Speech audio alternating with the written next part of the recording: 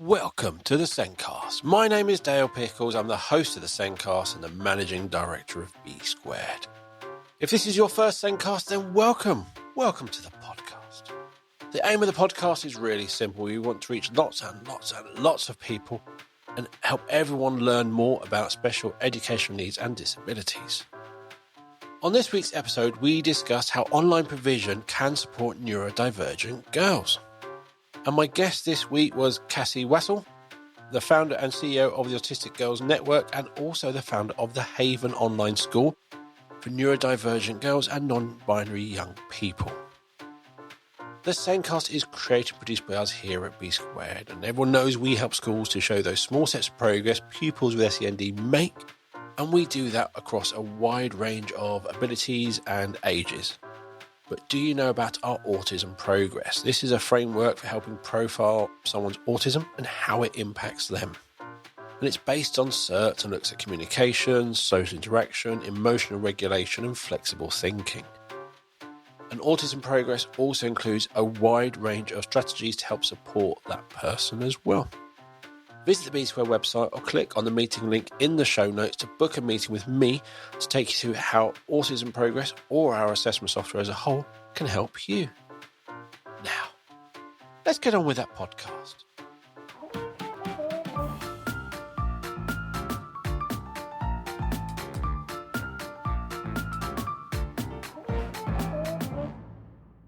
This week, I am joined by Cathy Wassall, the founder and CEO of the Autistic Girls Network and also the founder of the Haven Online School.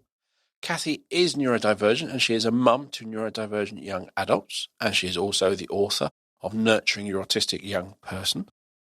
The Autistic Girls Network has been supporting autistic individuals since 2017, both online and in person, and also offers lots of training for a variety of organisation. The Haven School provides online learning for neurodivergent girls and non-binary young people aged 12 to 17. Welcome to the show, Cathy. Hello, thank you for having me, Dan. It's always fun when I write these little intros, how much you lot do. You never seem to sit still, do you?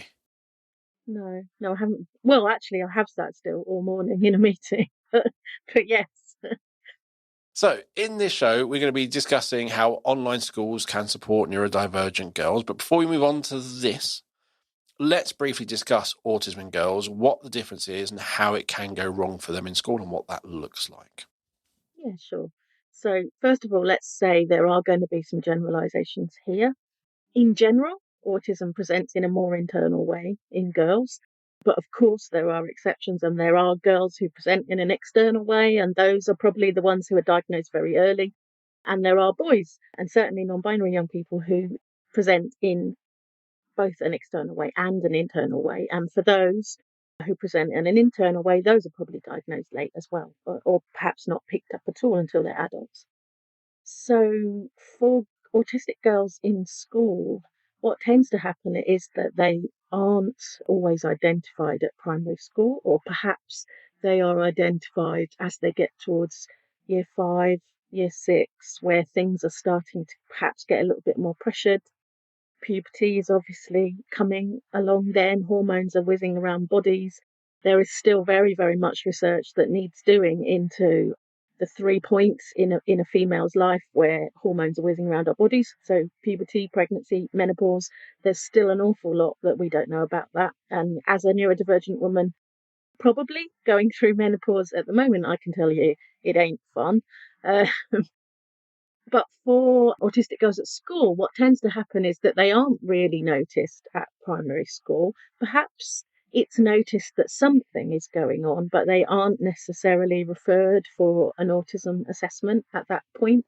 Or if they are referred, unfortunately, the waiting list is so long that they don't actually get an assessment until after they've gone to secondary school. And that transition to secondary school is a huge, huge deal for them. We did a survey in our Facebook group quite a few years ago now that showed that the point we asked where is the point where either mental health crisis is really, really severe, or they stop being able to go to school at all. And most people said that it was the February half term of year 7. So they've gone through transition, they've got to Christmas, they've come back after Christmas, and they've realised it's not getting any better. In fact, it may be getting worse. And it was at that point where it all went pear-shaped for them. Of course, that's a generalisation, and of course there are exceptions. For my daughter, for example, she was very scaffolded. She went to a feeder primary school, and so half her class moved up with her to secondary school. She was in a class with two of her best friends. She never had to find her own way to the science lab, for example. So all those scary things she never had to do on her own. So she was scaffolded a bit, and really it was year 8 where it all went wrong for her. But in general, it's a little bit earlier. Interesting. I was going to say that doesn't fit my daughter's pattern, and then I realised, oh no, my daughter started secondary school during COVID in 2020. So Yes, of course it was COVID makes it completely all different. Yeah, yeah. There are lots of reasons why girls aren't necessarily picked up. Some of them are societal reasons and the way that society thinks about girls compared to boys. Sorry to make it so binary there. The way that society expects girls to react, the way that society expects boys to kind of like mess a bit more and be noisier and more boisterous and less shy, and all those kind of reasons. But there's also the reason that we tend to keep it all inside. We tend to internalize things.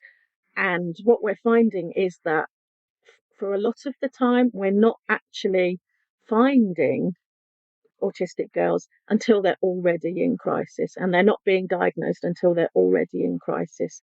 And that's because they were masking and trying desperately to fit in with their peers until they couldn't anymore.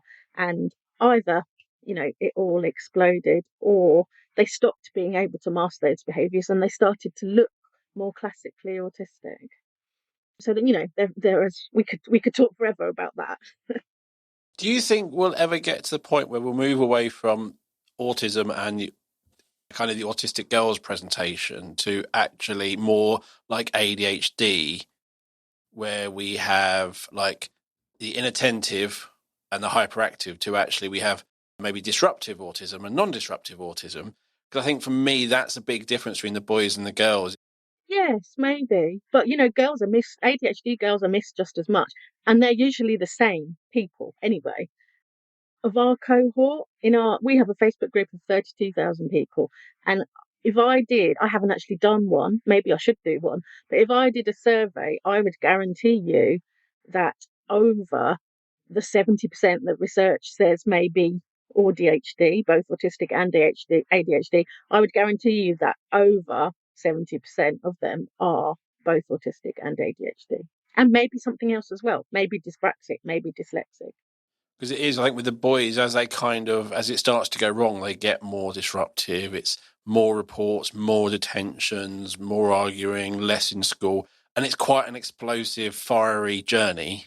Yeah, and that's what can happen with girls too, if they're not having any of their needs met. It's like that fizzy Coke bottle that a lot of analogies use. They're getting shaken up and shaken up and shaken up, and sooner or later they are going to explode. But I think the girls, again, generalising, it's never one size fits all. I think the typical girl, again, both my experiences and meeting people at the Autism and ADHD shows, which we were both at, is a lot of those girls kind of just disappear. They're not picking a fight, they're not disrupting, they're just disappearing out of school. They're disappearing out of school, yes. And that was one of the reasons why we launched The Haven, was because we have so many young people in our community who are at home in their bedrooms or in the living room or not leaving the house, or all of those things, and unable to go to school or very much struggling to go to school, and their parents are fighting for support for them, maybe even fighting the LA about fines for their attendance. This year, 2025, we have seen more examples of them being threatened with custodial sentences, not just fines.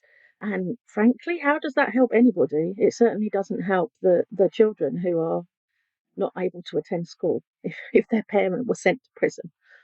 But I'm guessing with a lot of these girls who kind of just that disappearing act out of school, they're not disappearing with lots of problems from the teacher's points of view. it's, as you said, it's all internalized. So the teacher says, oh, she's a lovely girl. She gets on with her lessons. She does this. She's always a lovely model child. There's nothing wrong. I don't know why. And it's that, and it's because it's not presented externally that's why people think it isn't autism. It's bad parenting or whatever. No, and often there seems to be a separation of mental health issues and an understanding from the school's point of view that, you know, that child is presenting with high anxiety or whatever it might be, does have mental health issues. And, you know, for example, in the case of my child, we were told, oh yeah, your child's mental health is more important than attending school, which was wonderful. And I was never threatened with a fine. This was some years ago now. But actually, there was no connection with she is suffering mental health issues because of her unmet needs. There was no investigation of why she was feeling that way. Even once she was under CAMS, and goodness knows it's hard enough to get under CAMS, even once she was under there, it took somebody else to suggest that she might be autistic. And that there is very little joined up thinking in that. There should, you know, as we've kind of alluded to, there should also be joined up thinking in that if they are autistic, they may also be otherwise neurodivergent. They may also have hypermobility. They may also have Ehlers-Danlos syndrome. They may also have POTS. There are those physical conditions that are highly co-occurrent with neurodivergence, and the problem is, without professionals understanding all of those connections, they're completely missed. So you may have a child who is having difficulty struggling with school and, for example, has a lot of joint pain or is unable to stand for long periods of time or can't do that sponsored walk or whatever it is. But there's no flag that says, oh, okay, they have those signs. Maybe we should think about neurodivergence. And, you know, we can't expect teachers to know everything if nobody is giving them training on those things. So you mentioned hypermobility, and I'm going, yep, got that, and kind of got it. What were the other two? Ehlers-Danlos syndrome, EDS, so very, very high co-occurrence with hypermobility. So the H, there are different types of EDS. I can't remember how many now, I'm afraid, but 13, something like that. But HEDS is hypermobile EDS. And there are a lot of people who have EDS that are hypermobile. It's to do with the collagen. It's a connective tissue condition. And of course, we have connective tissue all over our bodies. You know, even in our eyes, for example. So it can cause huge numbers of issues. But it's that, you know, there is almost nothing known about it. And if you go to a GP, it's quite likely that they won't know about the connection between neurodivergence and EDS, for example. Learning. And what was the last one? POTS. POTS. Yes. Now you're going to ask me what POTS stands for. I'm not. And it's rough idea of what it is. I'm happy with. yeah, it's when you become tachycardic, like have a high heart rate when you're standing up, for example. So it's to do with, I'm presuming, blood pressure fluctuating very quickly. And there's tests that they can do for it, but there is a high co-occurrence with neurodivergence. I love about this podcast. Every day I learn something new. Yes, okay, so me too. we've kind of covered a generalized, very brief version of autism in girls, and it's generally an internalized, but not always. So how do online schools support neurodivergent individuals? What's the benefit? Yeah. So first of all, I should say online school will not suit everybody. It wouldn't suit my own child. She would not have been able to attend online school. But the point is that nothing suits everybody, isn't it? There is no one size fits all. We need choice. We need to be able to offer autonomy to our young people, and we need to be able to offer them a provision that works for them. And actually, I've just been in a meeting all morning where Department for Education are investigating this at the moment. And one of the things that came up is that there is no provision really for our cohort. They can't cope with a mainstream, some of them can't cope with a mainstream provision, but they're perfectly capable of a mainstream curriculum, which makes special provision often not the place for them. And so they're stuck in between in this space where there's no provision. And so that's why we launched the Haven, to be some kind of space. It won't work for everybody, but to be some kind of space, a very neuroaffirmative space where they can access a mainstream curriculum should they want to. There is choice at the Haven. You don't have to do GCSEs, for example.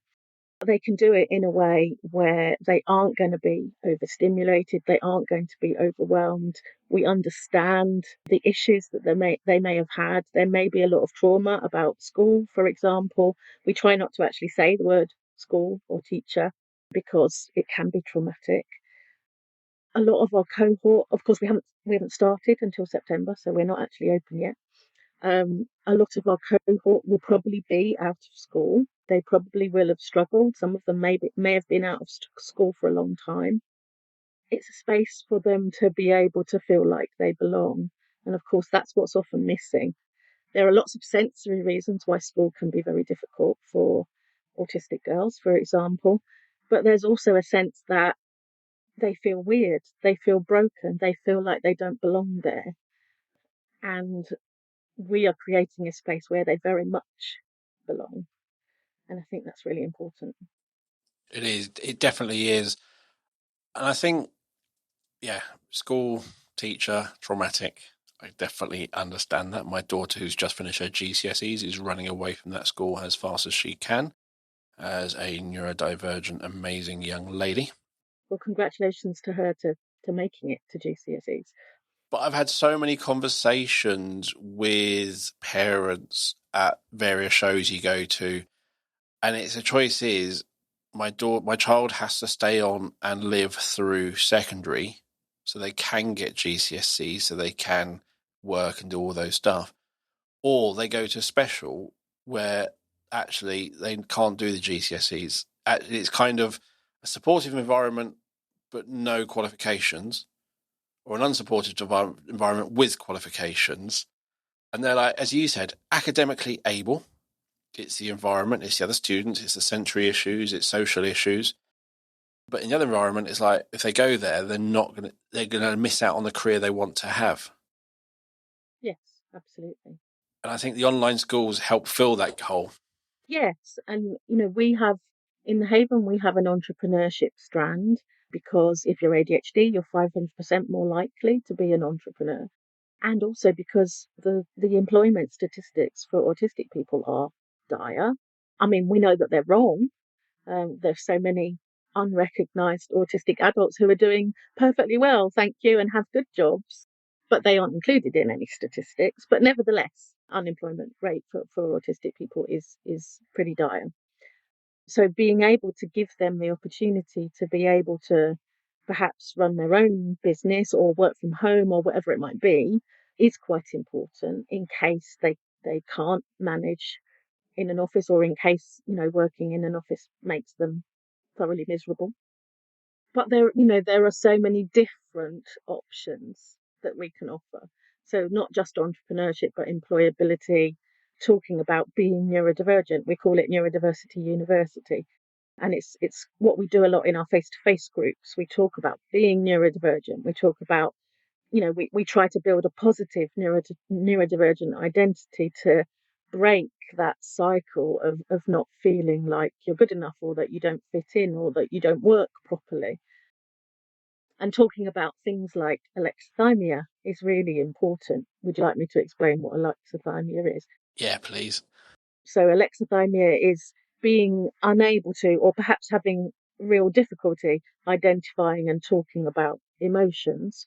And research says that over 50% of autistic people are alexithymic. So it should be the default. We should consider an autistic person to be alexithymic until we know otherwise. But most people, most professionals, for example, have never even heard of alexithymia, don't know that it exists, so certainly aren't accommodating for it, and certainly aren't considering that the autistic person that they might be working with might be alexithymic. And the problem is that this causes many misunderstandings and misassumptions, a wide variety of them. But it's also really, really important that the young person themselves understands alexithymia if they're alexithymic, because what can happen is that they probably are also very hyper empathetic. Complete myth that autistic people don't feel empathy. Some autistic people maybe don't feel empathy, but some neurotypical people don't feel much empathy either. Yep. But a lot of autistic people, especially autistic girls, feel other people's emotions. They can take on other people's emotions as they walk into the room. But if you're alexithymic, you can't identify what that emotion is. I'm not alexithymic, and if I'm getting stressed, I can feel that. I can feel that build up in my body, and I can put strategies in place to do something about it. But if you're alexithymic, you don't feel that until it's so massive that it whacks you over the head. And then all you think is, oh my God, that's so terrible. I have to stop it. That feeling, I have to stop it. And if you're autistic and you're ADHD and you're impulsive, that may lead you to do something that you may regret. So telling people about alexithymia, if they are alexithymic, is really, really important, because in that situation, they may not do the impulsive thing. They may stop and say, oh, hang on, this is really awful, but I know why it's happening. It's a really interesting. We did discuss this when you started. I went, "Oh, I know what this is," and we discussed this before. And yet, you have children. If you show them any emoji, they'll tell you exactly what feeling it is. They recognise emojis. They've learned. They know what it looks like on a face. What does it feel like in your body? No idea. How are you feeling? No idea, because my face isn't round, yellow, and making that silly face.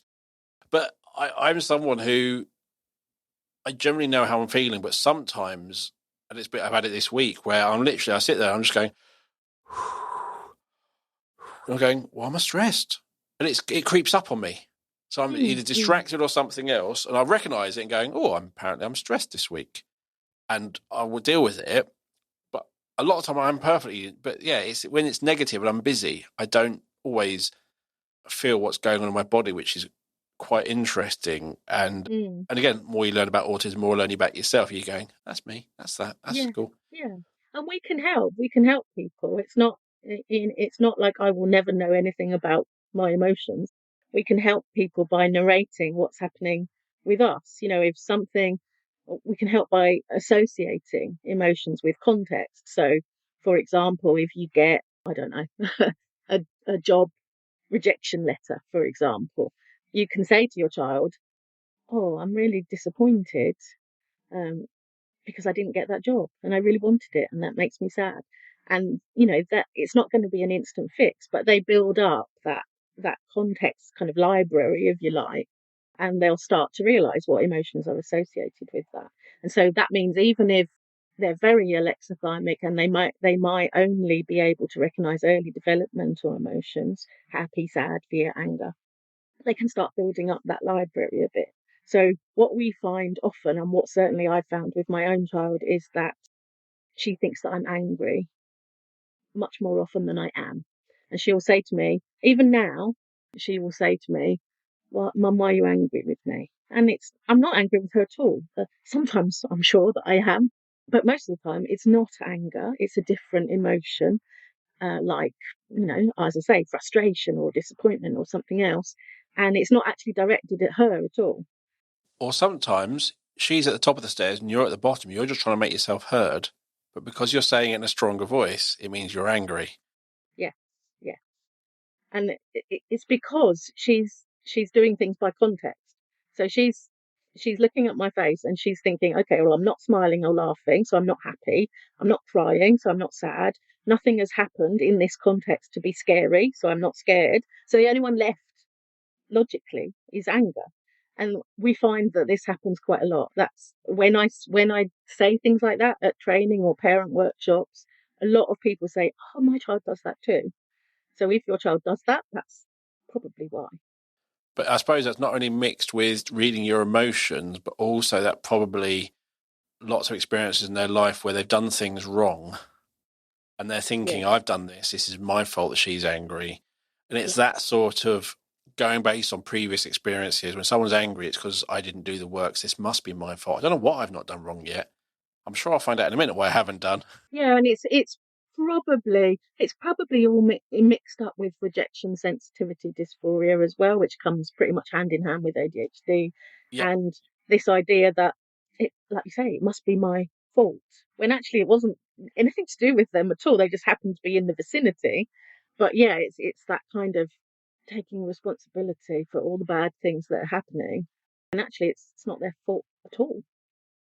So I suppose with the go back to online schools is it removes two big aspects of school: the sensory stuff of the building, noise, distractions, all of that stuff. You're much more in charge of your environment you're in, Yeah, and also the social aspect. That was the thing my daughter yeah, struggled with. Girls saying yeah. what they said, not because they meant it, but because it's the right thing to say in that situation. They didn't mean it. They walked out that classroom and then said something completely different because someone else was next to them. That sort of all that disappears.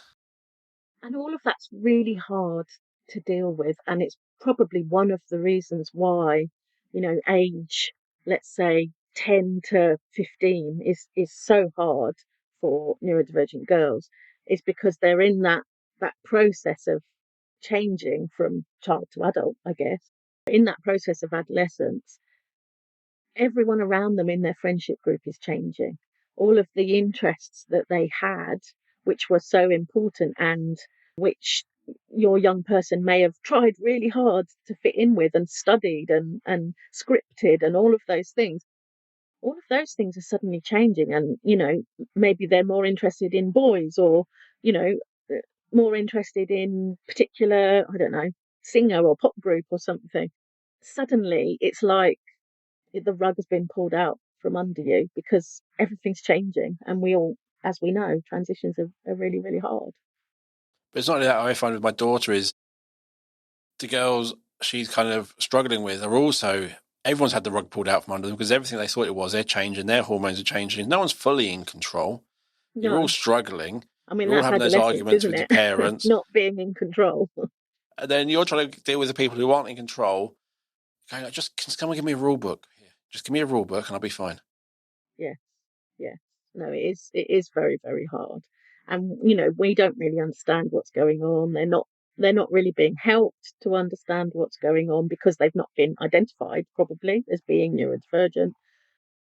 Friendships have been identified in lots and lots of research as being a really, really tricky situation for autistic people, but being really, really important to particularly autistic girls. Lots and lots of research has shown that that's one of the most important things to them, is having friendships and fitting in friendship groups.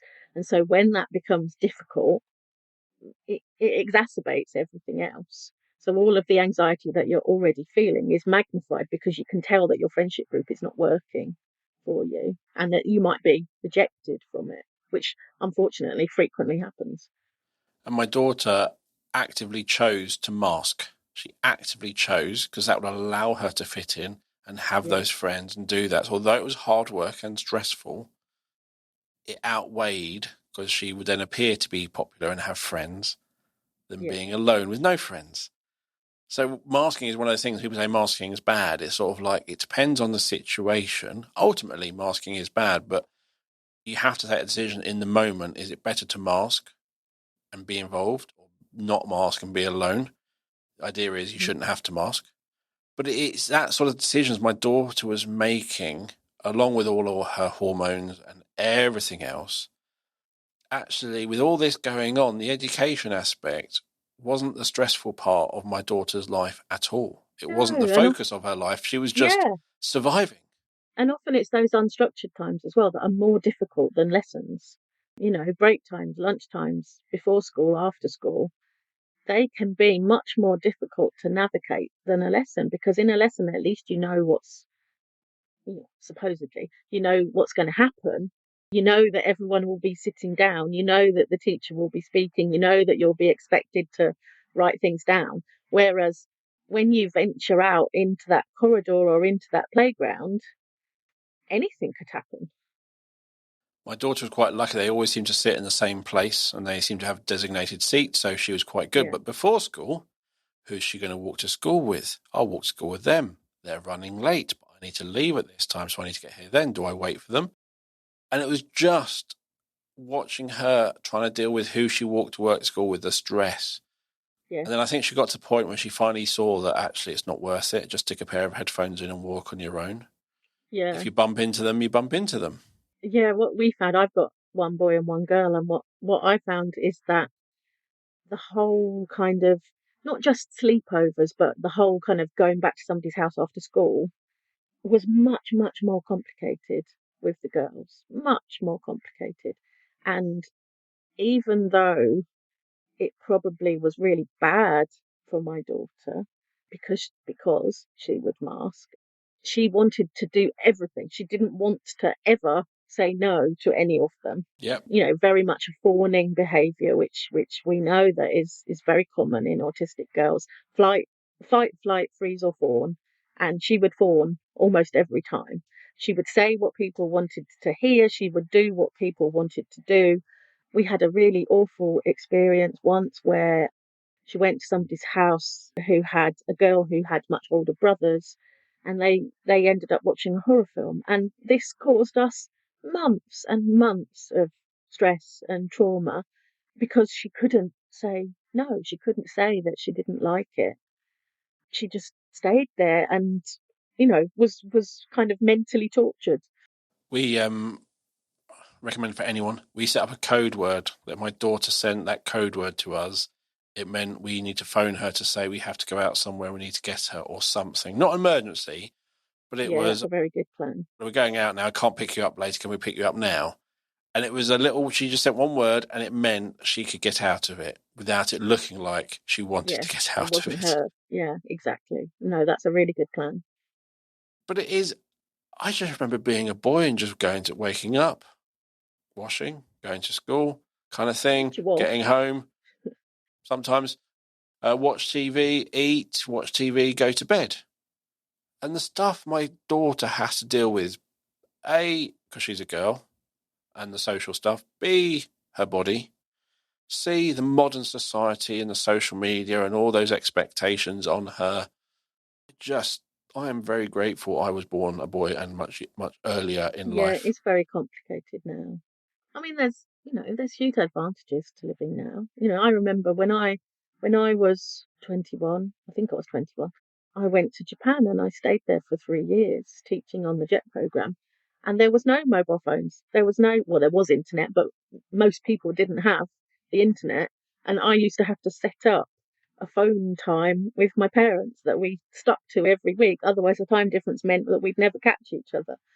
And my life would have been completely different if I'd have had a mobile phone and the internet. I would have been so much less lonely, so that I I don't think I would go back to being without it. But on the flip side, you were comfortable going over there and being out of contact for a week at a time. Whereas now there's a bit more anxiety. If I can't call her at this time or she doesn't respond within an hour, now there's something wrong. And I think for our mental health, you walked out of school, I'll see you tomorrow. Mind blank, mind relax at home, get on with what I want to do. Now it's that message can come through. I think overall, in terms of being able to contact, it's lovely. But I think there's negative bits in there. Oh, there's definitely negative bits, yeah. But I think that online, getting rid of all the sensory stuff, getting rid of that social stuff, you can just focus on the academic. We can focus on the academic for sure, but we also, an important part of the Haven is our passion-led, project-led part. So Monday to Thursday is academic-y. Friday is our passion-led, project-led day.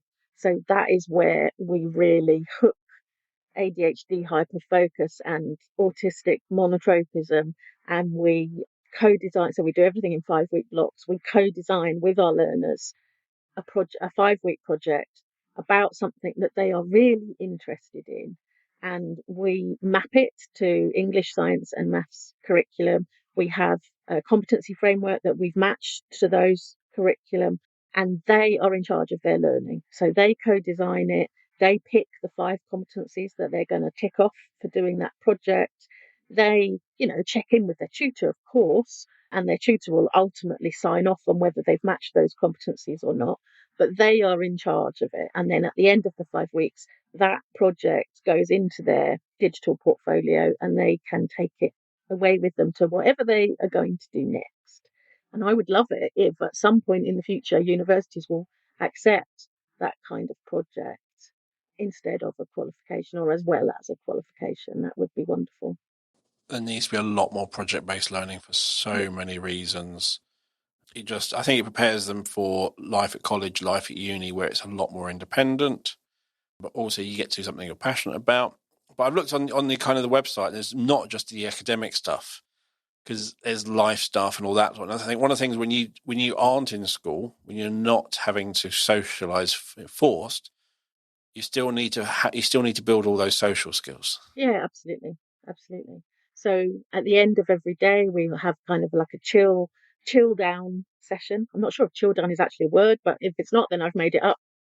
So in that session, it might be just as simple as playing a game, like playing online Uno, or just having a chat or something, so they get to know their cohort.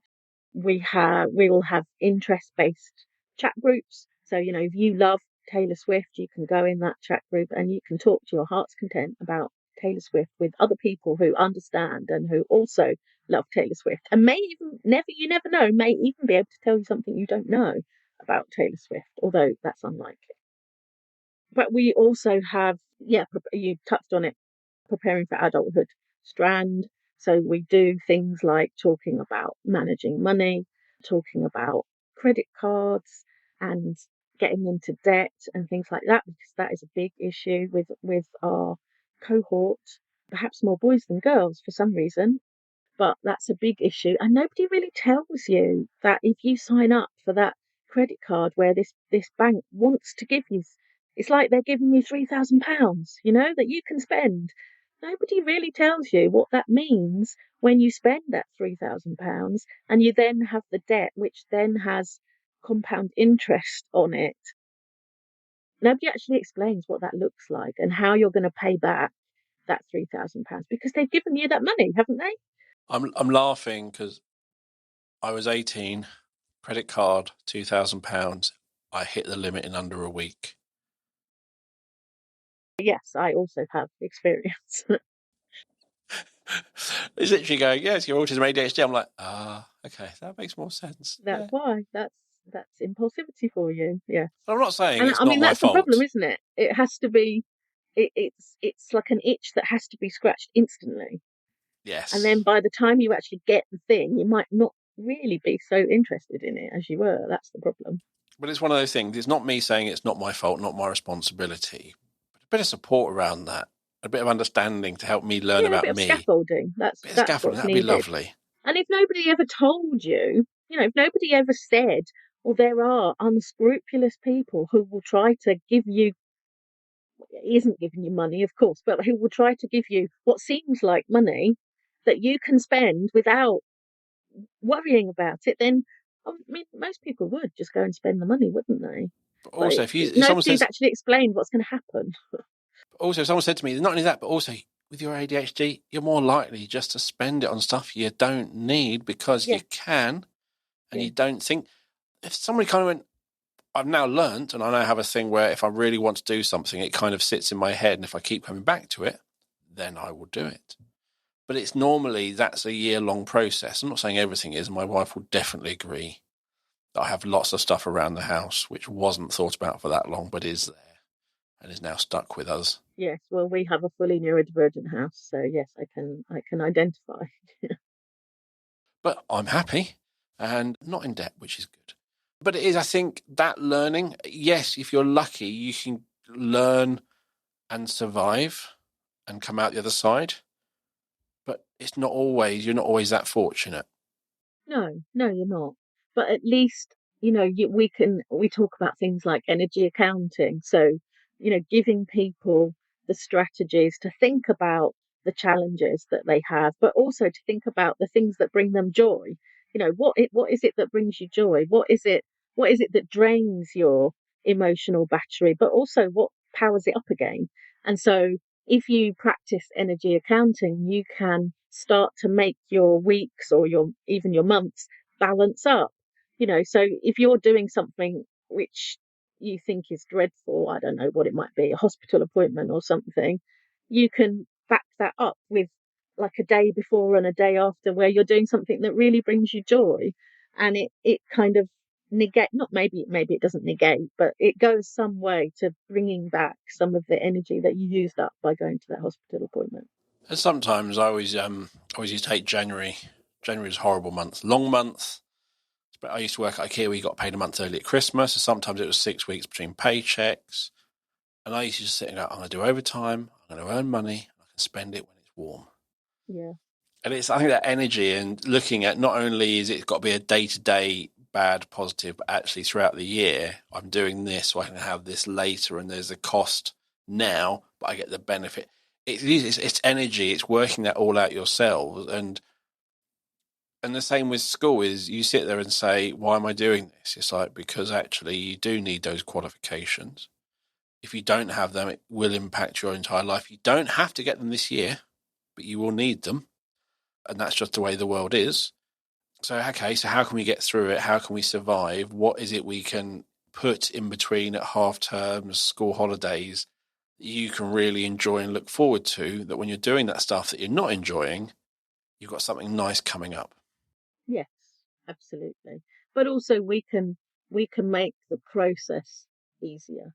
We can, so for example, live lessons are recorded in the Haven. So if you miss part of a live lesson because you absolutely had to go outside and pace, for example, you can just put a quick message in the chat to the teacher, I must go and pace, and they know where you are, and you can catch up on that bit that you've missed later. Or there is a transcription and you can process it in a different way if you have different processing needs.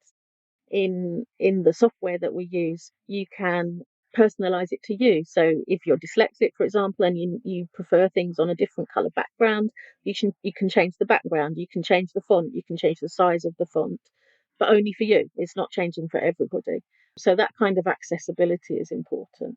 But also for for exams, we'll be using Pearson online, and for that, it's already chunked down. It's already very modular, so you don't need to spend precious revision time chunking everything down. It's already done for you. You can do your exams at different sittings, so they have 3 sittings through the year. You can split the 2 English papers up, for example. So you could do one in, I can't remember what months they are, but let's say you could do one in November and one in May. If you have to retake, you can retake just one and you can bank your highest score.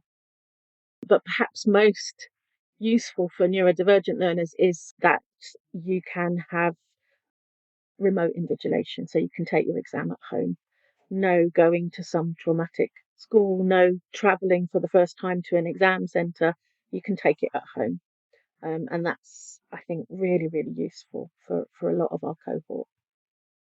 There's again, you're saying lots of things which are all quite small, but they all make a really big difference. They do. Being comfortable at home, very big difference. Not having, again, just my daughter going to school before her GCSEs is she had to be there at 8, but I was dropping off at 20 to 8, so she could walk in with someone, not walking alone, and she wouldn't be the last one there and everyone be settled down.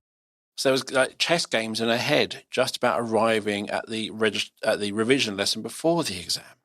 Yeah. And then there's where she sat in the exam hall, and she seemed to be at the front, which was the worst thing ever. And that's a lot of what she didn't talk about the exam, but where she sat and people walking past and all. It was just distracting for her that she couldn't concentrate as much on that exam. Yeah. I mean, let's face it, none of us would want to go back to those exam halls, would we? I No. don't think I could bear it now. But yeah, having all of those distractions and stresses taken away. I mean, I remember when I was at university and we had massive, massive exam halls, which I'm sure everybody hated. There was a person behind me who, right at the beginning, must have had a panic attack or something, started crying really loudly, must have been absolutely terrible for them. They were taken out and presumably couldn't take that exam at the time. But of course, it affected everybody else in the entire hall as well. it was horrible. If you have any kind of empathy, you would have been feeling really dreadful for this person, and it distracted you from whatever you were trying to think about in terms of answering a question. So all of those distractions are really hard. And you know, I guess there will be distractions at home. Your dog might jump on you or whatever it might be, and you do have remote invigilation. You do need to have an extra device looking at your laptop screen to make sure that you're not cheating. So you do have that as well, but you could practice it in advance. But in general, it's going to be much more, perhaps relaxing is not the word, because you're still doing an exam. You're in control. I think it's that You have control the and that autonomy. certainty. So you may have a dog, but your mum will take it out for a walk. Yes. So No, your you mum kind of has know to be there. mum has to be there. Someone has to be there. Of course, it doesn't have to be your mum. But you start as soon as you have that control, that certainty, so you can literally listen to your favourite music in your bedroom. You're there. You can take your headphones out or turn the speaker, whatever. Walk down, and you're in the exam. There's not a big gap in between. There's a lot of control in there. And as I've learned over lots of podcasts, the more control we have, the better we are with it. Oh, autonomy is absolutely the most important thing for neurodivergent learners. I've been doing lots of conversations with parents and sometimes young people. And I was sent a list of questions from a young person just this week. And they said, I can't remember everything that it was, but something like, can I chew gum? Can I fidget? Can I walk around? Can I lie on the floor? Can I go outside? And I said, well, the only issue might be going outside. You just need to tell the teacher that where you are, so they don't worry that something's happened. But otherwise, why would I care if you're, obviously I didn't phrase it like that. Why would I care if you are chewing gum or if you're fidgeting? I want you to fidget, And I don't mind if you lie on the floor for the whole lesson, as long as you can engage like that. And if you need to type something, you can type it. It's no problem whatsoever. So there is that flexibility that you can have, where you don't have to follow the rules of a particular school. Obviously you don't have to wear school uniform. Obviously, you don't have to wear shoes if you don't want to, and all of those things. But there are little extras that that can happen that can make it feel like a safe space. And of course, we don't want it to be just a physically safe space. We want it to be a psychologically safe space, and that will take time. That there's no magic wand to make that happen. That will take time. But so far, I'm not saying that this will always be the case, but so far all of our core educators are all neurodivergent themselves. So they very much understand. Most of them have neurodivergent children who have had their own issues at school. They understand things like not being able to turn the camera on, things like not being able to speak out, being situationally mute. They understand things like that. And those things are not a barrier to being able to take part. There are other ways that you can engage. And obviously, we would like it if they feel psychologically safe enough to be able to turn their camera on and to be able to join in a conversation. But that will come. That will come with feeling safer. But It's not going to happen. It's not going to happen straight like that. You can't just wave a wand and make that happen. That phrase, "I don't care," is one of those like pull your socks up phrases, but I don't think most people realise it. Because it's basically saying, "Can I do this? I don't care." It's basically saying, "I don't care about you. You don't matter." And it was a Ted Lasso one where he said it. He goes, "No, I do care, but I care." He goes, I don't know if he used the phrase, "I care enough. I care enough that I want you to be happy and safe." It's not I don't care. Yeah. It doesn't affect me, but I care that you want to be happy and safe. So, can I turn my webcam on? I do care. I care enough that I want you to be safe enough that you feel confident enough to just turn that webcam on. But what I'm saying is I'm not applying any pressure, but that "I don't care" is one of those phrases I think when we say it, we mean it doesn't affect me. You can do what you want. I'm perfectly happy. But it's not always heard that way. Yeah. And it's one of those ones, as I think about it, it's like pulling your socks up or chin up, give yourself a pat on the back. It's one of those phrases which it's a bit of a phrase and there is a meaning behind it, but actually take it literally, it's saying, "I don't care what you do because you're not important." Mm-hmm. But that's the whole point of the school, is you do care, but you understand. And we know how important they are. It's our kind of, one of our taglines is "for brilliant minds," an online school for brilliant minds. And they are brilliant minds, but then they're not being nurtured in the right way at the moment. And that's nothing to do with individual teachers. That is purely our system, our education system. That is the problem. It's a systemic problem, and it's a Yes. training problem, and it's a workforce development problem. It's not an individual person problem. It's very much a societal problem. Yeah. Because lots of expectations from lots of places are put on these young people that they're trying to fulfill, and they're not equipped to fulfill them. Yes, and it causes huge amounts of trauma. And part of the problem for the neurodivergence task and finish group, which I think I've got their name right, that I was in a meeting with this morning for the entire morning. Part of the problem that they've got is they've been given the remit by the government to figure out the best way to get more pupils with SEND, or rather more neurodivergent pupils in their case, into mainstream schools, which, as we all know, is what the government have said that they want to happen. Whether that's right or wrong, that's what the Task and Finish group has been asked to advise on. And they are saying all the right things, really. They're saying all the things that I would want them to say. But actually, their remit is not about the children who are out of school at the moment. It's not about the children who are in crisis at the moment. It's not even about where do those in-betweeners sit? Those ones who can manage a mainstream curriculum but can't manage a mainstream provision, and therefore won't fit into a specialist or a special provision either. It's not even about that. It's only strictly looking at hubs in mainstream schools. And unfortunately, you can design the most fantastic hub in a mainstream school, but it's still in a mainstream school. It's still in a school with, potentially thousands of pupils. It's still got that noise. It's still got that element of being surrounded by people. You still have to go to the lunch hall, perhaps, even if you can go at different times. You still have to get into school and out of school. You won't be able to have all your classes in the hub. You won't be able to have science lessons, for example, in the hub. So you will have to go into the mainstream school. And all of those problems still will exist. And those people who couldn't manage in a mainstream school before may still not be able to manage. But the problem is that there is nobody is considering, there's no task and finish group for those children who are out of school right now, who are classed as missing. I mean, officially they're not classed as missing, but who are called in the media missing children in education. Nothing is happening for them.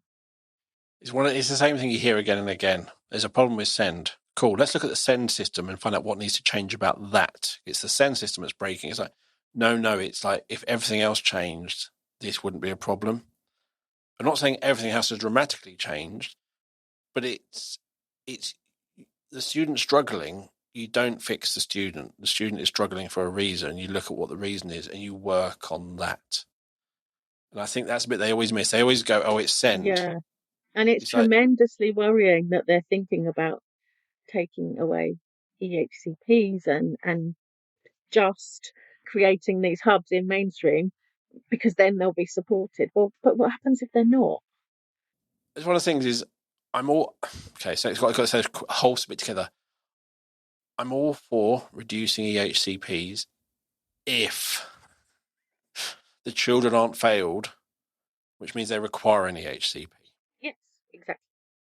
But I don't see how the government is going to change that if part, the not failing them. That's the bit. Well, indeed. And there's always two things that have to go on, isn't there? There always has to be a short-term plan dealing with immediate crisis, and there has to be a long-term plan. And it's absolutely right that there be a long-term plan, but in the meantime, the media has spent the last 12 months moaning about these children not attending school, and successive governments, not just this government, have kind of come up with all of these media campaigns about attendance, which rightfully got thoroughly criticised. But they're not doing anything about those children. They're not helping those children. They're just basically saying you have to go back to mainstream school. But mainstream school is what traumatized them. the money is not there to keep continuing the students, to support the students who failed, and to be the proactive, preventative support to prevent failing others. That's the problem. The money needs to be there to be preventive, proactive, supporting, which means a big change in every single school. That's not going to be there. There's going to be no accountability around that. So I'd like the idea of reducing HCPs because it means we haven't failed children and they are ultimately not going to have the trauma. So I'm all for it, but I don't think they understand what is actually fully required to achieve it. Yes. I mean, I'm fully in agreement with you. Much good it may do us. I feel we're going segueing off, and I think that would be a very Yes. long discussion. Sorry. But maybe I should say, to segue it back a little bit, is that, the Haven and other online schools are available. The Haven and other online schools are much cheaper as an option than a specialist school. So we are a specialist school. We will only be working with neurodivergent learners. We are very, very specialised in the educators that we use. Our educators will either be neurodivergent themselves or they will have access to all of Autistic Girls Network's school training, which is now a quite considerable library of training. So there is no way that we will be employing anybody that doesn't really understand neurodivergence. And so we are very specialist, but we are much, much cheaper than sending them to a face-to-face specialist school. So I'm not using that as an argument. I'm not necessarily saying it's a good thing that we're cheap, but in terms of finding finance for budgets for SEND, at least allowing the option of online school will make the budget smaller.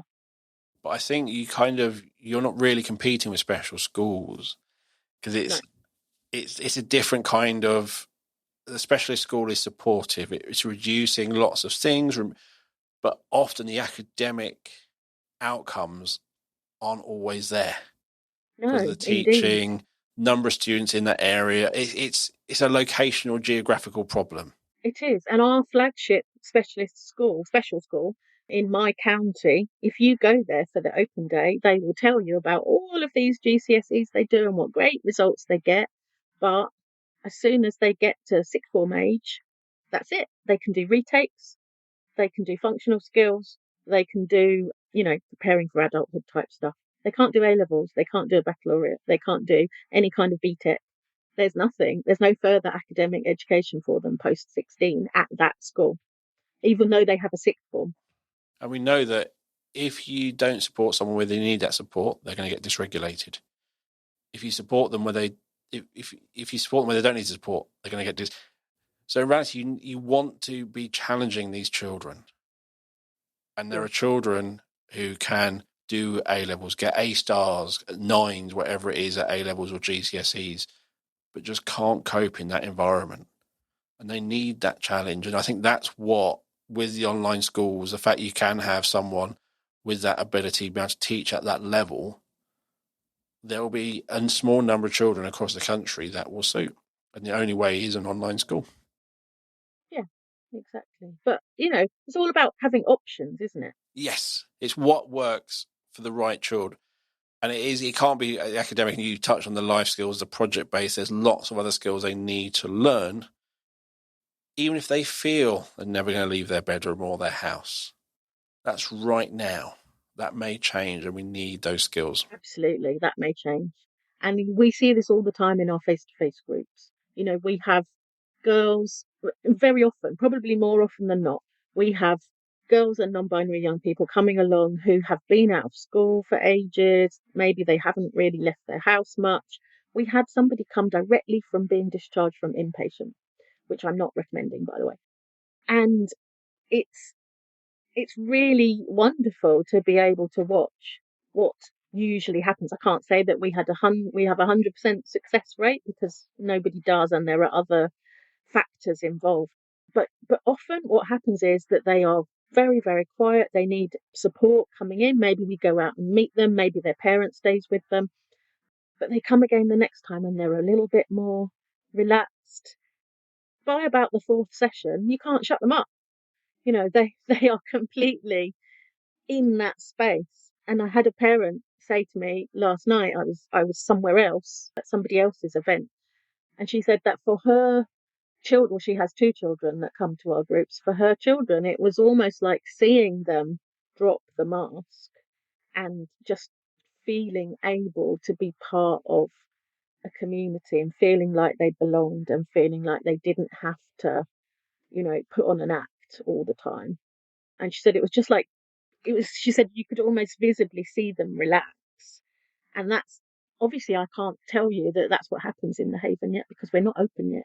But that's what I aim to happen in the Haven. And it will take some time, but that's what we want to happen. Is we want it to be a psychologically safe space, a space where people really feel that they belong, a space that they can relax enough to be able to learn. Because when you're constantly in fight or flight, you can't learn.